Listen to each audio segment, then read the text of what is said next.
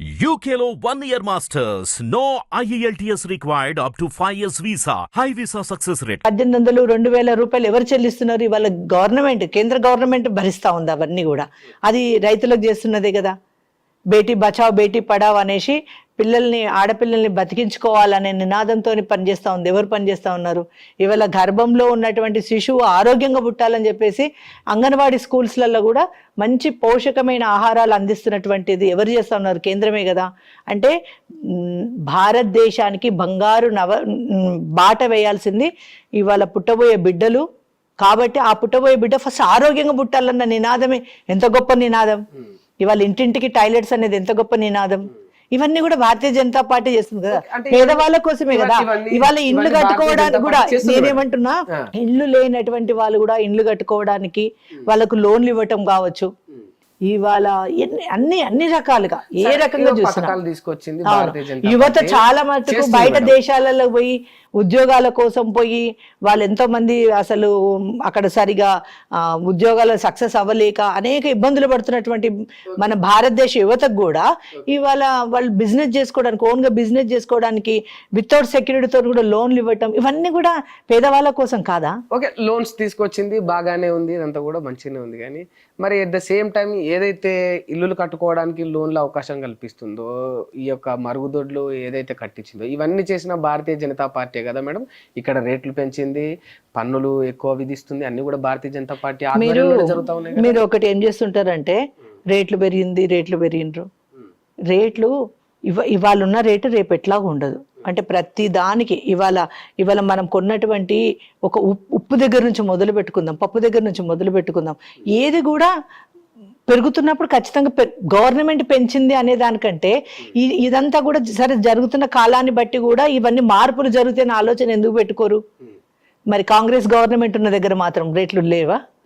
వాళ్ళు మాత్రం ఫ్రీగా ఇచ్చేస్తున్నారా? దాంట్లో వాళ్ళే చెప్తా ఉన్నారు స్వయంగా. జనాలు కూడా కొందరు అంటారు వాళ్ళ దాంట్లో 50% పెరిగితే మీ దాంట్లో దాన్ని డబల్ చేసి. అది తప్పుడు ప్రచారాలు, తప్పుడు వ్యవహారాలు. ఎందుకంటే దేశం బాగుండాలని చేస్తున్నటువంటి మా పార్టీ, ఇతర పార్టీలు ఏంటి అంటే వాళ్ళ ఖజానా ఎట్లా నింపుకోవాలనేసి ఆలోచనలు ఉన్నటువంటి వాళ్ళు ఇక వాళ్ళకు మాకు పొంతన లేదు, నక్కకు నాగలోకంకున్నంత తేడా ఉంటది. మేమున్నదల్లా ప్రజల కోసం, ప్రజల దగ్గరికి వెళ్ళి మంచి పాలన అందించాలంటే నినాదంతో ఉన్నటువంటిది భారతీయ జనతా పార్టీ. మేడం, నేను అసలు ఫస్ట్ క్వశ్చన్ ఒకటి అడిగిన, మీరు తెలివిగా బాగా దాన్ని తిప్పేసిర్రు. అసలు నేను తెలంగాణలో బీజేపీ వేడి తగ్గింది అని అన్నా, దానికి నాకు ఇంకా ఆన్సర్ రాలేదు. ఓకే, వేడి ఎప్పుడు కూడా తగ్గదు. భారతీయ అదే చెప్పిన నేనేమి యాక్టివ్ ఉన్నారా మీ బీజేపీ నాయకులు? 30 లక్షల మెంబర్షిప్ అవుతుందా? నేనేం అడుగుతున్నా మేడం, గెలిచిన తర్వాత అయినా సమస్యల పట్ల, ప్రజల పట్ల. మొన్న కదా కిషన్ రెడ్డి గారు ఇప్పుడు ఈ మధ్య 2-3 సార్లు ధర్నాలు చేసిండు కదా, ఇంద్ర పార్క్ దగ్గర దీక్షలో కూర్చున్నాడు కదా. ఎందుకు కూర్చున్నాడు? ప్రజా సమస్యల మీదే కదా. అప్పుడు అందరు కూడా ఉన్నారు కదా, అందరు పాల్గొన్నారు. 10 ఏళ్ళు పాలించినప్పుడు కేసీఆర్ మీద ఏ రకంగా అయితే పోరాటం చేసిరో మీరు, నేను మిమ్మల్ని అప్రిషియేట్ చేస్తున్నా, డైరెక్ట్లీ అప్రిషియేట్ చేస్తున్నా. అంతటి పోరాట పట్టిమ ఇప్పుడు కాంగ్రెస్ ప్రభుత్వంలో ఖచ్చితంగా ఉంటది. ఎందుకంటే ఇప్పుడు కొత్తగా 11 నెలలు 11 నెలల్లో ఇవాళ కాంగ్రెస్ గవర్నమెంట్ ఏమేమి వాగ్దానాలు చేసింది, ఏం నెరవేర్చలేదు, ఇదంతా బూటకం అనేది తేలిపోయింది. ప్రజలకు కూడా అర్థమైంది. ఈ రోజు గ్యారెంటీల పైన అప్పుడు కేసీఆర్ పైన చేసినంత పోరాటం ఇప్పుడు చేస్తున్నారా? అరే 100% చేస్తాం, ఇంకా చేస్తాం. ఎందుకంటే వాళ్ళకు కూడా కొంత సమయం ఇవ్వాలని ఇవ్వడం జరిగింది. కాంగ్రెస్ పార్టీకి కూడా కొంత సమయం ఇవ్వాలి, ఆ గవర్నమెంట్ కూడా వెంటనే ఇవ్వాలి నెరవేర్చమంటే నెరవేర్చలేరు కదా. ఆల్రెడీ 11 నెలల కాలం గడిచిపోయింది, ఇక చాలు. ఇక వాళ్ళు చేయలేరు అనేది ప్రజలు నిర్ణయమైంది, మేము నిర్ణయించుకున్నాం. కాబట్టి ఖచ్చితంగా దాని మీద యుద్ధం, ఫైటింగ్ అన్ని చేయడం జరుగుతుంది. ఓకే, అంటే ఇప్పుడు మీ మాట ఏంటంటే టైం ఇవ్వాలనుకున్నాం, ఇచ్చినాం అనేది మీ మాట. బయట వినిపిస్తున్న మాట ఏంటంటే కావాలనే రేవంత్ రెడ్డిని నరేంద్ర మోడీ లైట్ తీసుకున్నాడు, వీళ్ళిద్దరికి మంచి సంబంధం ఏమున్నది, కొన్ని రోజులు చేసుకొని ఎట్లనన్నా ఆయనకు నచ్చినట్టు. కొందరు కూడా చాలా మంది అంటారు కదా, రేవంత్ రెడ్డి కూడా బీజేపీలోకి వస్తాడు నూకుంటున్నాడు అని కూడా అంటున్నారు, అనుకుంటారు కదా. అట్లా కూడా అంటున్నారు. అదే మరి కాంగ్రెస్ రాహుల్ గాంధీ కూడా వస్తాడు అంటలేరా? ఇదేమో రేవంత్ రెడ్డి రాహుల్ గాంధీ కూడా, ప్రియాంక గాంధీ కూడా వాళ్ళు ఎప్పుడు కూడా జీవితంలో ప్రధానమంత్రులు అయ్యేది లేదు, సచ్చేది లేదు, ఇదంతా ఈ పంచాయతీ మనకెందుకు, ఇక బీజేపీలో జాయిన్ అయితే బాగుండని అనుకుంటారని కూడా అంటారు. అంటే నేనేమంటున్నా అంటే అట్లా మాట్లాడడానికి ఈజీగా ఏదైనా మాట్లాడొచ్చు. కాకపోతే కొత్తగా గవర్నమెంట్ ఏర్పడ్డది, వాళ్ళు కూడా కొన్ని అన్ని వెసులుబాట్లు చూసుకొని చేసుకుంటారు కదా, కొంచెం ఓపిక పడదాం అనుకున్నాం. ఆల్రెడీ ఈ మధ్యన 2 సార్లు 3 సార్లు మా రాష్ట్ర అధ్యక్షులు కిషన్ రెడ్డి గారు పెద్ద ఎత్తునే మా వాయిస్ వినిపించడం జరిగింది, దీక్ష కూర్చోవడం జరిగింది. ఇవన్నీ జరుగుతూనే ఉన్నాయి. ఇక సరిపోయింది, వీళ్ళ నుంచి ఏం కాదు. ఇప్పుడు మళ్ళీ పోయి మహారాష్ట్ర కూడా రేవంత్ రెడ్డి ఇక్కడ అన్ని అమల్లో పెట్టినట్టుగా అక్కడ పోయి ఏదో చాలా ఉపన్యాసాలు ఇస్తా ఉన్నాడు. అదే రేపు మేము మహారాష్ట్రలో పోయి నిలదీస్తాం. రేవంత్ రెడ్డి ఎక్కడ పోతే అక్కడ ఫస్ట్ తరిమి కొట్టడానికి బీజేపీ వాళ్ళం సిద్ధమవుతాం. నువ్వు ఫస్ట్ తెలంగాణలో ఏం ఉద్ధరించినావని ఇక్కడ వచ్చి నువ్వు అన్ని అబద్ధాలు ఎందుకు చెప్తున్నావు అని అక్కడ తయారవుతారు, ఏం ఊరుకోరు. అంటే ఇప్పుడు స్టార్ట్ అయ్యింది కదా, మేము కూడా స్టార్ట్ చేసి అతను అక్కడ నుంచి తరిమి కొడతాం, మళ్ళీ తెలంగాణ వరకు ఉరికొచ్చేటట్టు చేస్తాం. ఓకే, ఇప్పుడు సరే ఓవరాల్ గా చెప్పండి, అంటే ఇప్పుడు ఈ యొక్క 1 year పీరియడ్ లో మీరు హానెస్ట్ గా చెప్పండి, రేవంత్ రెడ్డి అనుకున్న తీరులో మంచి చేసిండట? ఏం చేసిండు?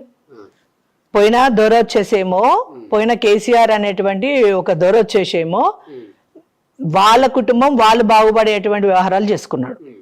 ఓకేనా? మళ్ళా ఆయన ఏదో చేస్తే, ఆయన ఏం చేస్తలేడు. నేను వచ్చి నేను ఆయనని ఇట్లా చేస్తా, కేసీఆర్ మెడలు ఉంచుతా, వంగబెడతాంతా, గుద్దుతా అని ఆయన యాసలో ఆయన భాషలో ఈయన మాట్లాడేసి ప్రజల్ని ఆకట్టుకొని 6 గ్యారంటీలు అని చెప్పేసి ఇందిరమ్మ ఇండ్లు అని చెప్పిండు, అదన్నాడు ఇదన్నాడు, ఇందిరమ్మ రాజ్యం రావాలన్నాడు. ప్రజలు కూడా నిజంగా కూడా వాళ్ళని నమ్మిండ్రు.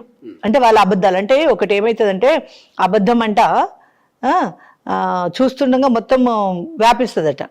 నిజానికేమో బట్టలు ఉండేయట, అబద్ధానికేమో రంగురంగుల బట్టలు వేసుకొని ఏది పడితే అది మాట్లాడిన రేవంత్ రెడ్డి. తొందరగా ప్రజలకు రీచ్ అయింది. నిజం అనేది ఎప్పుడు తెలియంది? 11 నెలలు అయినాక తేలింది అన్నట్టు. ఈయనదంతా అబద్ధమో నిజం మెల్లగా వస్తుంది బయటకు. ఈయన అబద్ధాలన్నీ తొందరగా అప్పుడు ప్రజలు నమ్మిండ్రు. కానీ ఇప్పుడు అర్థమైపోయింది, అబద్ధపు రంగుల బట్టలు వేసుకున్నందుకే వీళ్ళు గెలిచారు 100%. అంటే అబద్ధపు రంగులు 6 ప్రధానమైనటువంటి 6 రంగులు ఒకటేసుకున్నాడు. అట్లనే 20 దాకా 18 దాకా హామీలు ఇచ్చాడు. ఏది నెరవేర్చిండు?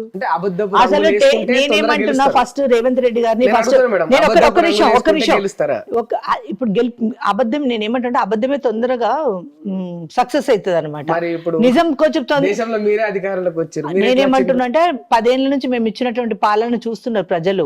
మీదైతేనేమో పాలన పరంగా అభివృద్ధి. నేనేమంటున్నా అంటే మేము ఇచ్చిన మాటలు ఏవి తప్పించుకున్నాం? మేమేమైనా తప్పించుకున్నామా? మేము ఏదైనా గ్యారెంటీలు ఏమైనా ఇచ్చి మేమైనా అబద్ధాలు ఆడామా? అది తప్పు మాట్లాడుతున్నాం. ఇప్పుడు ఈ మాట మీరు వెనక్కి తీసుకోవాలి. ఎందుకంటున్నా అంటే నేనేమంటున్నా, వీళ్ళు అబద్ధపు గ్యారెంటీలు. మేము ఏ అబద్ధపు గ్యారెంటీలు ఇచ్చినాం?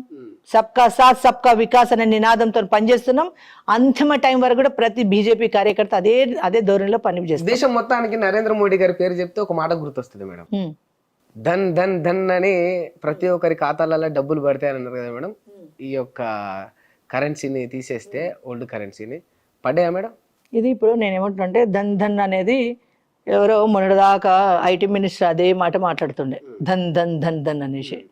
ప్రజలకు తెలుసు ధన్ ధన్ ధన్ అంటే మొత్తం నల్ల డబ్బు వచ్చి ఏం పడదు. అర్థమవుతుందా? ప్రజలకు ఏం కావాలి?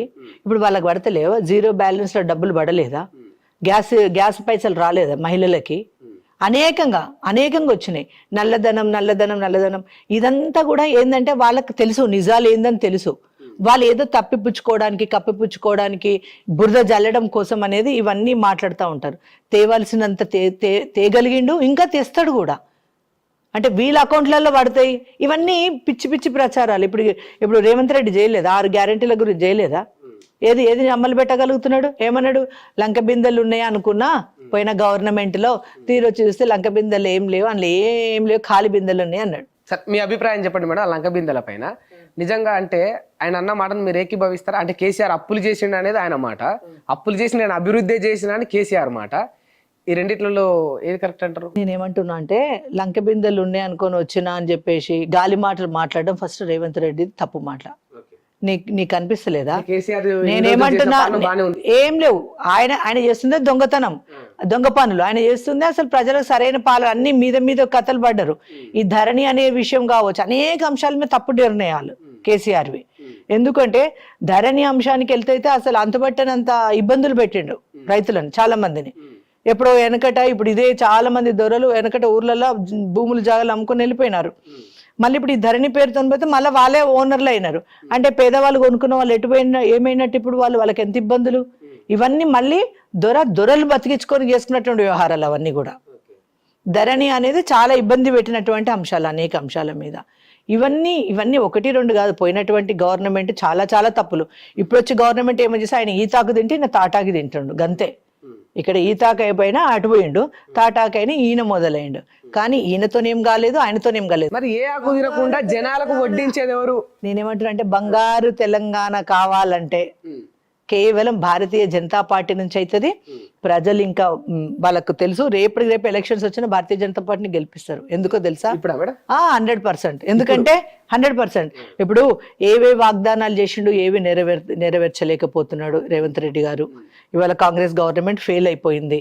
ఇవన్నీ మాయ మాటలు, వీళ్ళతోనే అయ్యేది లేదు పోయేది లేదని ప్రజలకు అర్థమైపోయింది. ఖచ్చితంగా వాళ్ళు ఏవైతే వాగ్దానాలు చేసినా అవి నెరవేర్చేంత వరకు మేమే ఊరుకోము, వాళ్ళు వెనకబడతాము. ఎప్పుడైతే మేము గవర్నమెంట్ మీద మేము యుద్ధం మొదలు పెడతాం, ప్రజలు ఆటోమేటిక్గా మా వెనకాల వచ్చేస్తారు. కానీ మీరు ఇప్పటికిప్పటికి ఎలక్షన్ పెట్టినా మేము గెలుస్తాం 100%. ఇంక 20 ఏళ్ల దాకా ఇక కేసీఆర్దే ఇక్కడ రిజర్వ్డ్ తెలంగాణ అని వాళ్ళు అంటా ఉన్నారు. అవునా? వచ్చింది జనాలకు. మరి ఎందుకు పోయిండు మొన్న అంటున్నా? ఎందుకు ఇంటికి పోయిండు? సప్పుడు గంట ఇంటికి ఎందుకు పోయిండు? ఇంత పెద్ద గొప్ప నాయకుడు కదా, బిడ్డను జైలుకి ఎందుకు పంపించుకున్నాడు? ఇంత పెద్ద నాయకుడు కదా. మీరే జైలు వేసిరుగా మేడం? మా చట్టం మా చేతిలో ఉందా? తప్పు మాట్లాడుతారు. నేనేమంటున్నా అంటే వాళ్ళ యొక్క పాలన, వాళ్ళ యొక్క వ్యవహారం కరెక్ట్ లేకనే ఈ రోజు ఎన్ని తప్పులన్నీ వాళ్ళ చుట్టూ చుట్టుకున్నారు. మాకు తెలియదు, అది చట్టం చెప్తుంది చేసిందా. నేనేమంటున్నా అంటే మాకు అవన్నీ తెలియదు, చట్టం నేను కూడా రాజకీయ నాయకురాలుగానే చెప్తున్నా. అదంతా చట్టం తన పని తను చేసుకుంటూ పోతుంది, మాకు సంబంధం లేని విషయం అనమాట. ఏం లేదు అంటే పెద్ద నాయకుడు ఇంటి ఆడబిడ్డనే జైలుకు పంపించుకున్నాను, ఇంకెట్లా పెద్ద నాయకుడు అవుతాడు? బయటకు వచ్చింది కదా మేడం. నేనేమంటున్నా అంటే బయటకు వచ్చిందా లోపల ఉందా ఇదంతా కాదు. ఒక రోజు పోయినా పోయినట్టే, 3 నెలలున్నా ఉన్నట్టే. అంటే ఇంత పెద్ద నాయకుడు, నీ ఇంటి ఆడబిడ్డ జైల్లో కూర్చుంది అంటే నీ నాయకత్వం ప్రజలకు కూడా నువ్వు అసలు నాయకత్వమే ఇచ్చినావు. నువ్వు ఎట్లా పడితే అట్లా వైన్స్లు, ఎట్లా పడితే అట్లా బార్ షాపులు, ఎట్లా పడితే అట్లా మద్యం ఏరులై బారినటువంటి తెలంగాణని ఇచ్చినావు. ఎంతమంది అమ్మాయిల మిస్సింగ్ కేసులు, ఎంతమంది పుస్తలు తగినాయి ఇవాళ మద్యం మీద. ఇదంతా ఏంది? నువ్వు బంగారు తెలంగాణ అంటే తాగి ఊగి పడిపోయి రోడ్ల మీద ఉండే తెలంగాణ కోరుకున్నారు ప్రజలు, కాదు కదా. కాళేశ్వరం ప్రాజెక్టు చెప్పేసి 1,00,000 కోట్ల అవినీతి చేయమని చెప్పారా? కేసీఆర్ చేసిందా, కవిత చేసిందా మేడం? కవిత చేసిందా, కేసీఆర్ చేసిందా? నేనేమంటున్నా అంటే ఎవరు చేసిరా నాకు తెలియదు. తండ్రిగా నీ బాధ్యత, నీ కుటుంబాన్ని ఇప్పుడు కుటుంబానికి ఏ చిన్నగా మేలు జరిగినా, శుభం జరిగినా, మంచి జరిగినా, చెడు జరిగినా ఎవరిది బాధ్యత? తండ్రి, పెద్దలదే కదా. మరి అంత పెద్ద మొత్తం దేశానికే ప్రధానమంత్రి అవ్వాలనుకున్నాడు కదా కేసీఆర్. మరి బిడ్డని ఎందుకు జైలు పంపించుకునే స్థితి వచ్చింది? నరేంద్ర మోడీ అని అంటే ఆధారాలు లేకుండా ఏం లేకుండా పర్సనల్ టార్గెట్ చేసి పంపిస్తారా జైళ్ళకి? ఎట్లా మాట్లాడతారు? రేపు నిన్ను నీ మీద కేసు పెట్టి జైలు పంపిస్తే పోతావా? ఏదో ఒకటి ఉంటేనే కదా, ఏదో ఒకటి ఉంటే ఆరోపణ లేకపోతే ఆధారాలా. నేనేమంటున్నా అంటే ఏదో ఒకటి లేకుండా అంత అగాధంగా అయితే జైల్లో పెట్టరు కదా. ఇవన్నీ నేనేమంటున్నా అంటే తెలంగాణ రాష్ట్ర ప్రజలకి మాటిచ్చి నమ్మి మోసం చేసింది కేసీఆర్ గవర్నమెంట్. ఇవాళ మళ్ళా రేవంత్ రెడ్డిగా కాంగ్రెస్ గవర్నమెంట్ 6 గ్యారంటీలు, ప్రధానంగా 6 గ్యారంటీలు, తర్వాత ఏమి ఇంకా ఒక 20 గ్యారంటీలు ఉన్నట్టున్నాయి బహుశా. ఏది కూడా చేయలేరు. ఎప్పుడైతే గవర్నమెంట్ ఫామ్ కాగానే మేము లంక బిందెలు ఉన్నాయి అనుకున్నాం, లంక బిందెలు అంత ఉన్నాయి అనుకున్నాం, ఏమీ లేదన్నప్పుడు నువ్వు ఫెయిల్. ఇక్కడ నీకు మొత్తం శ్వేతపత్రం నీకు ఇవ్వాల్సిన అవసరం లేదు. ఇంత పోరనాడుతో కూడా చెప్తాడు మొత్తం తెలంగాణ రాష్ట్రాన్ని అప్పులమయం చేసిండు కేసీఆర్ అని చెప్పేసి. నువ్వు ఆ గవర్నమెంట్ వచ్చినాక ఎందుకు నువ్వు మాట్లాడుతున్నావు? అప్పుడు నీకు తెలియదా? నీకు ఇక్కడ లంక బిందె లేదు, అక్కడ నీకు గవర్నమెంట్ లేదు, మరి ఎట్లా హామీలు నెరవేరుస్తా అనుకున్నావు? అంటే ప్రజల్ని మోసం చేయాలని చెప్పేసి. ఇది ప్రజలకు కూడా క్లియర్గా అర్థమైంది కూడా. ఇంకా 4 ఏళ్ళ టైం ఉంది, రేవంత్ రెడ్డి ఏందో చూస్తారు, కాంగ్రెస్ ఏందో చూస్తారు అని వాళ్ళు అంటా ఉన్నారు. మళ్ళీ చూద్దాం 4 ఏళ్ళ టైం వరకు ఇంకా ఈ రాష్ట్రాన్ని ఏం చేస్తాడు, ఎట్లా చేస్తాడు చూద్దాం. ఓపికతో పడదాం. 4 ఏళ్ళు ఉంటుందా, ఏడాది ఉంటుందా, గవర్నమెంట్ ఎట్లుంటుందని చూద్దాం. అవకాశాలు ఉన్నాయి మేడం, పోయే అవకాశాలు.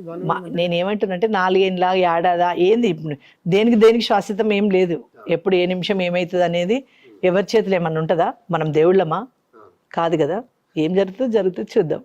నేను ఎప్పటి నుంచో అడుగుదాం అనుకుంటున్నా మేడం మిమ్మల్ని, అంటే మీ పర్సనల్గా మీరు భారతీయ జనతా పార్టీలో జాయిన్ అయ్యారు కదా, అంటే ఏదో పార్టీ సిద్ధాంతాలు లేకపోతే డెవలప్మెంట్ పరంగా ఇట్లా జాయిన్ అయ్యారా, లేకపోతే హిందుత్వ ఎజెండా తోటి అట్లా జాయిన్ అయ్యారా? మేము 2013లో జాయిన్ అయినాం. నేను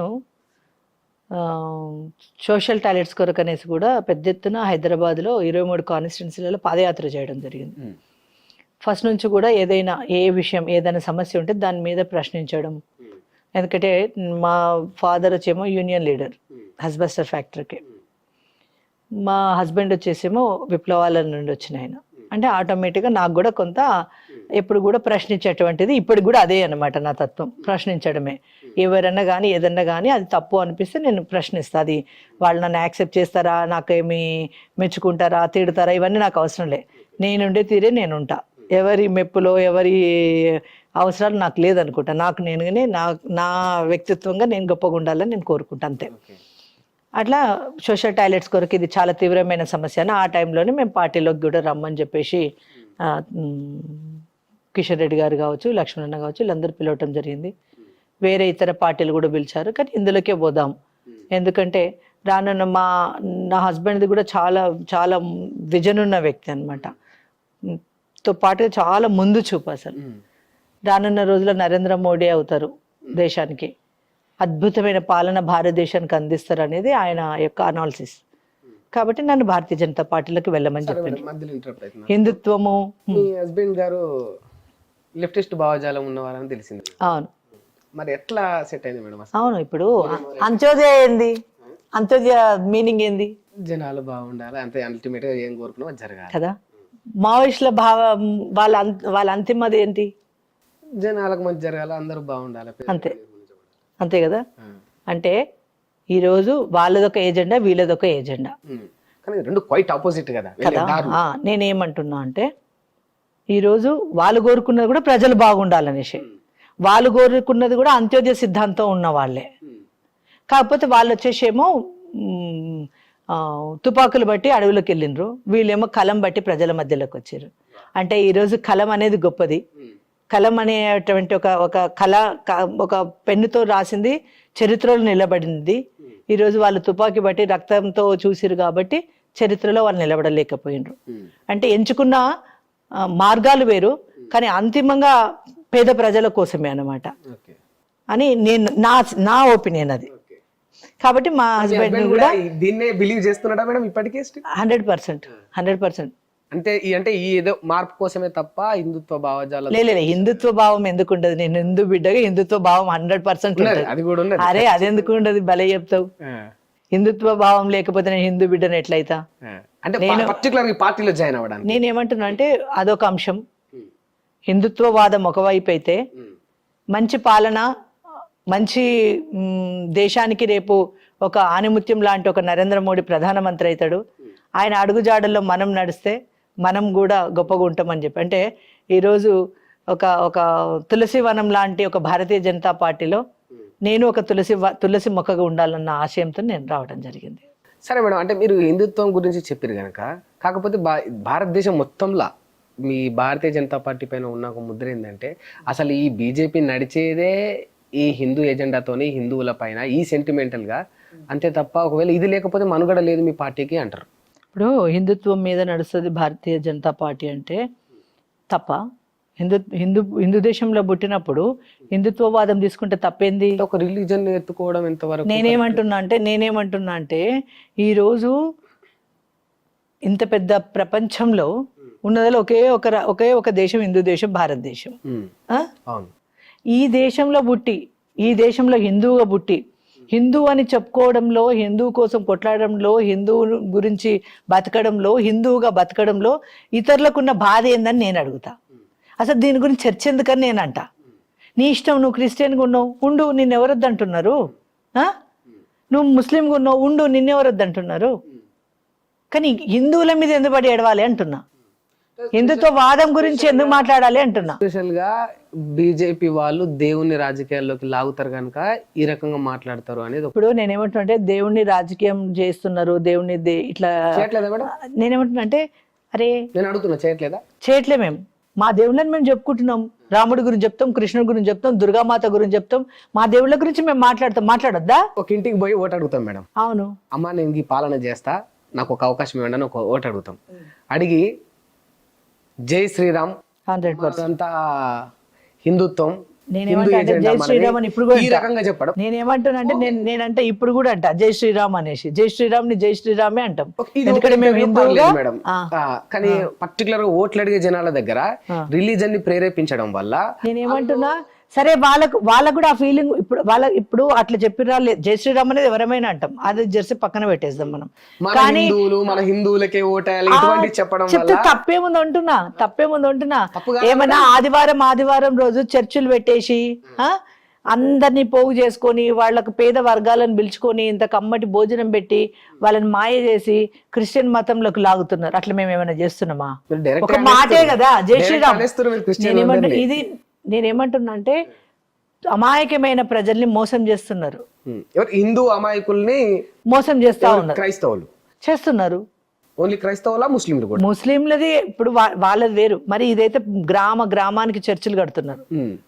గ్రామానికి చర్చిలు కట్టేసి పేద వర్గాల చర్చిలు నేను కట్టొద్దని నేను చెప్పట్లేదు, కట్టుకోవాలి, తప్పులేదు ఇక్కడ. కానీ నువ్వు అంటున్నావు కదా వాళ్ళు కట్టుకోద్దా తప్పలేదా అంటున్నావు కదా, మేమంటే తప్ప, మరి ఎందుకు అడుగుతున్నావు? ఓట దగ్గర ఎందుకని? నువ్వు విన్నావా, నువ్వు చూసినావా? ఒక వీడియో చూపెట్టట్లేదు. అరే రామశంకర అంటే వాళ్ళు కట్టుకోవద్దా, వాళ్ళు మాట్లాడొద్దా, మరి మేము మాట్లాడొద్దా? మేము మాట్లాడితే తప్పు వచ్చింది, వాళ్ళు కట్టుకొని వాళ్ళు అన్ని చేస్తే తప్పులేదా? అసలు ఇలాంటి టాపిక్ ఇలాంటి అన్ని ఎంతసేపు అసలు అనవసరంగా భారతీయ జనతా పార్టీ మీద బురద జల్లే వ్యవహారాలు తప్ప ఇంకోటి ఏం లేదు ఇక్కడ. నెక్స్ట్ అంతే తప్ప ఈ బీజేపీ మతాలపైన దీనిపైన ఏం నడవదు. నేను ఏమంటున్నా అంటే మతాలను రెచ్చగొట్టవలసిన అవసరం మాకు లేదు. భారతదేశంలో అందరం కూడా సమానులమైనటువంటి, నేను ఏమంటున్నా ఫస్ట్ నినాదమే మాది సబ్కా సాత్ సబ్కా వికాస్. ఓకేనా? ఇంకా అసలు నువ్వు ఈ కులమా ఆ కులమా, ఇప్పుడు మేము ఫ్రీ రేషన్ ఇచ్చినాం, మీరు క్రిస్టియన్ అని ఎవరికైనా ఆపేశామా? వీళ్ళు ముస్లిం అని ఎవరికైనా ఆపేశామా? ఎవరికేం ఆపలేదు కదా. అందరం సమానమే ఇక్కడ. స్వేచ్ఛగల్ల దేశం ఏదైనా ఉందంటే భారతదేశమే. పూర్తి స్థాయిలో స్వేచ్ఛగల్ల దేశం ఇది. అదే పాకిస్తాన్లోకి వెళ్ళేసి నువ్వు రాముడి గుడి కట్టు ఊకుంటారేమో చూద్దాం. కానీ ఇక్కడ ఏది చేసినా చెల్లుబాటు అయ్యేటువంటి దేశం ఏదైనా ఉంది, స్వేచ్ఛగల స్వచ్ఛమైన ఒక భారతదేశం మాత్రమే. ఇందుకు అందరు కూడా ఈ గడ్డ మీద పుట్టినందుకు ఈ భారత మాతకును ఈ గడ్డ మీద పుట్టినందుకు భూదేవికి దండం పెట్టుకోవాలి ప్రతి ఒక్కరు కూడా, గొప్ప దేశంలో పుట్టినామని. అర్థమైందా? సరే మేడం, అంటే ఇవన్నీ కూడా బాగానే ఉన్నాయి. నేను మిమ్మల్ని అడుగుతున్నా, చెప్పండి, అంటే ఇది ఒక అవుట్ ఆఫ్ ద బాక్స్. నాకు ఎప్పటి నుంచో ఒక సందేహం ఉన్నది. మామూలుగా మనం సినిమాలలో వింటుంటాం, ఇట్లా ఒక ఆడపిల్ల ఒక హీరోయిన్ ఎదగాలంటే ఏమైనా చేయాలంటే కమిట్మెంట్లు ఇవ్వాలి, ప్రొడ్యూసర్లకి వాళ్ళు చెప్పింది వినాలని ఉంటుంది. నేను చాలా ఏళ్ళ నుంచి మిమ్మల్ని చూస్తున్నా, మీరు బాగా కష్టపడ్డారు. ఇప్పటి నుంచి కాదు, 2013 నుంచి వెళ్ళి పార్టీలో చేరి మీరు కృషి చేసిరు. నాకు సార్ కూడా తెలుసు, ఆయన ఇన్స్పైర్ అయ్యి మీరు ఉద్యమాలు చేసుకుంటే ఈ స్థాయికి వచ్చారు. బట్ అందరూ మీలా కష్టపడే వస్తారా, లేకపోతే రాజకీయంలో కూడా ఇటువంటి కమిట్మెంట్స్ కూడా ఉంటాయా? అసలు తప్పుడు మాటలు, తప్పుడు ప్రచారాలు ఇలాంటివి ఒక మహిళ గురించి, ఏ మహిళ గురించి అయినా ఇట్లాంటివి డిస్కషనే కరెక్ట్ కాదని నేనంట. నేను ఒకే ఒక మాట చెప్తా, కేసీఆర్ నేను ఒక్కటే మాట చెప్తా, పొలిటికల్ ఒక్క నిమిషం ఇక, ఎవరికి నచ్చినా నచ్చకున్నా నాకు కేసీఆర్ గారు అంటే నేను ఒక గురువుగానే వారికి నేను మనస్ఫూర్తిగా నేను నమస్కారం చేసుకుంటా ఆయన. ఎందుకంటే ఫస్ట్ రాజకీయాల్లోకి వచ్చినప్పుడు ఆయన నా గురువు. ఓకేనా? ఈరోజు కేసీఆర్ ఆడపిల్లనా? కేసీఆర్ అందగాడా? కేసీఆర్ దగ్గర డబ్బులు ఉండేనా? కేసీఆర్కి ఏమైనా పొలిటికల్ బ్యాక్గ్రౌండ్ ఉండేనా? అంటే ఒక